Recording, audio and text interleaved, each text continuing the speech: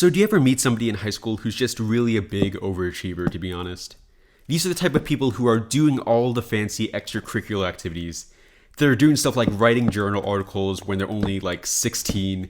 They're in these amazing clubs. They're president of like 10 different organizations. And they're just big role models. They get into the best colleges. They make you want to work harder yourself because you want to be more like these people. They're really inspiring. And that's exactly how I felt back in high school myself. I was always a good student, but I wasn't quite at the level of these people. These people seemed like a different breed with the kind of stuff they were involved in, the kind of stuff they were doing. There are some people in my high school specifically who were just absolutely amazing students. Like, they had amazing grades and they did all these amazing extracurricular activities like what I'm describing right now for you. As you can imagine, they got into Ivy League colleges. But unfortunately, these people had somewhat of a negative impact on me. And the way how is because I started taking activities and doing jobs modeled after what these people were doing. So for example, I saw one of them got their name in a journal article. So I would start looking for ways to get my name in a journal article, to publish some kind of article. And I would kind of do this at expense of everything else. I mean, I didn't even really care that much about getting my name published in a journal article. I didn't even really know if I wanted to go into medicine at all, or research, which is really the main fields where you'd want to get this, where you want this to happen. But I was just doing it because they did it. And I wanted to be more like them.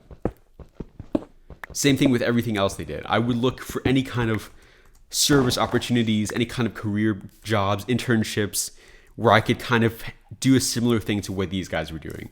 It even reached a point one time when I remember I was agreeing to just these completely nonsensical things at universities or in just other random jobs that I had no desire to do, but I wanted to be more like these people, so I decided to go ahead and apply for it. And I mean, it's okay to be inspired by people, but it starts getting bad when you start doing whatever it takes to just be a little bit more like this person.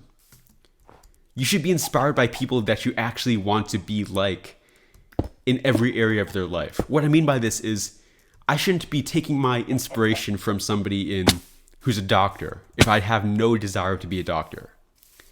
I shouldn't be taking my inspiration from a businessman if I have no desire to go into business or to be an entrepreneur at all. And while you may not have this same scenario, you may not be modeling your life after another person, many people today I find are doing somewhat of a similar thing. They're taking opportunities, they're taking whatever they can get in front of them. They're not even discerning between what's good and what's bad. They're just accepting the first thing that they can find. You see this oftentimes in careers. People, especially when they first graduate from high school or college, they'll just take the first job they can find. They don't care if it's good or not. They don't care if it's actually going to give them experience or not. They just want a job.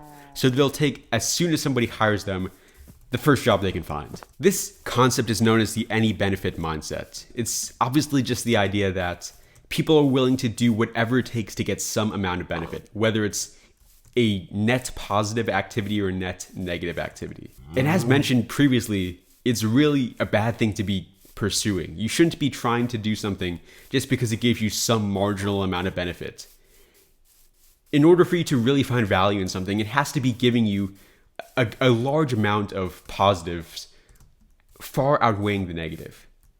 This is important for if you want to be successful in life. It's important for if you want to manage your time well. Because if you just accept the first thing that you find, your schedule is going to become bombarded with all these random activities that you have no real need to be doing, but that just give you some tiny amount of benefit. Like, imagine this. If you're a businessman and you just accept every single meeting you can possibly find, your day is just going to become filled with meetings. You're not going to get any meaningful work done because you're just doing a bunch of random meetings that probably don't even help you in the first place. If you're curious, I did just die, by the way. Whoa, bro, what is going on here? So what's the solution to this problem? It's really just to say no to more things. People are saying yes to every single thing that they find in front of them, every single opportunity, every single person, every single event. But you gotta be able to say no to more things. You have to be saying no to a lot of things because you have a deeper yes burning inside of you. You have some kind of deeper purpose, some kind of deeper mission that you're striving for in your life. And if the work that you find yourself doing is not contributing to this greater purpose, you gotta be cutting it out. You can't be wasting your time on these things that don't really benefit you in the long run, just because they have some kind of marginal benefits in the here and now. And another great example of this is just on the YouTube channel that you're watching right now. There's so many different types of content that I've thought about doing on this channel, that I have done on this channel. But at the end of the day, I settled on this kind of content. These Minecraft storytelling videos where I talk about self-improvement while playing Minecraft at the same time. Just talking head videos. Are you serious right now? These Minecraft storytelling videos are better than all the other ideas that I've considered for the channel, whether it be podcasts, whether it be just talking head videos. Because with Minecraft videos, I can appeal to an audience of people who are gamers, or maybe people who haven't even thought about self-improvement or productivity before. It's really quite amazing, this stuff that you can accomplish with just the world of Minecraft. And so that's why I'm so dedicated to making these kinds of videos. I said no to a lot of things. I said no to other types of content. I said no to other genres of content even, because I had this deeper passion for this one. I had this deeper yes burning inside of me this whole time. I hope you enjoyed this video. Make sure to subscribe for more videos just like this one. This has been Jimmy, signing off.